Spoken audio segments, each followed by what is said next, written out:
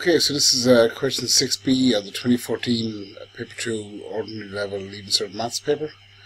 And I see the only mistake. It's question 6B, we're doing okay. So normally it says students, okay, don't do the question 6B unless you have time. Don't spend time on this question that you may suffer for later on, so your timekeeping is very important. Mainly because section 6B can be very hard. Yeah, it depends on your style of question you like. I'm sure there's students out there who find this question very easy, but from my experience of marking the paper 2, it's not completed by the vast majority of students. Okay, I'm saying they're over here upwards of 95%. Okay, so means only 5% do attempt it, and those who attempt it really hit and miss. Many of them, maybe only a quarter of them get it right.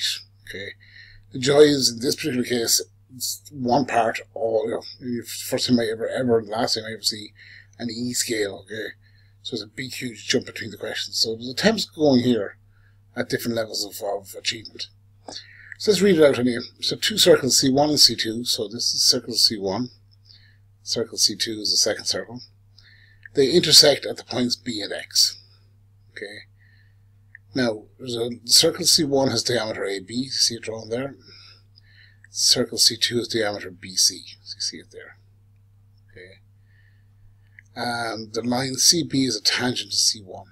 So the line CB, so the line there, is a tangent to the first circle, which means it touches at one point only. Prove that X is on the line AC. Okay. So is this point X on this line? Now, if you have a ruler, you've done a better job of that. You can kind of draw and go, wait, it is. Okay, so you have, how do you prove it? Okay, so let's go to the answer here. Now, so it's actually quite a simple proof if you think about it, but we'll go through it. Okay, AB is the diameter of C1. We've been told that. Okay, so AXB. So if you join one side to here to here.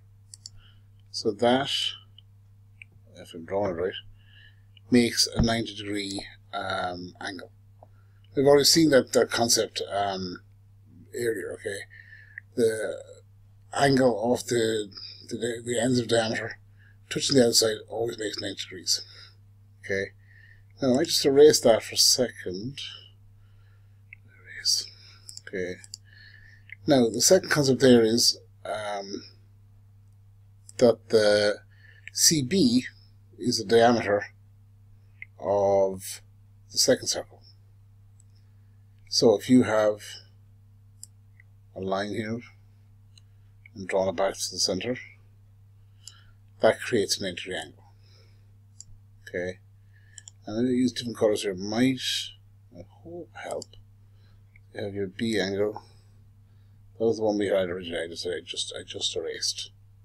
Okay, and you have an angle there. So you can then say that the line AXC is a straight line because the 90 and the 90 add to 180. And there's a theorem which states that the angles in a straight line should add to 180. So therefore, the term they're using here, not one I would necessarily resonate with me, but AXC, okay, are collinear. They're all in a line.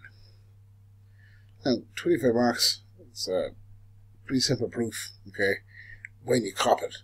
The question then is if you cop it. So, if you do, fair play to you, you're better than I am.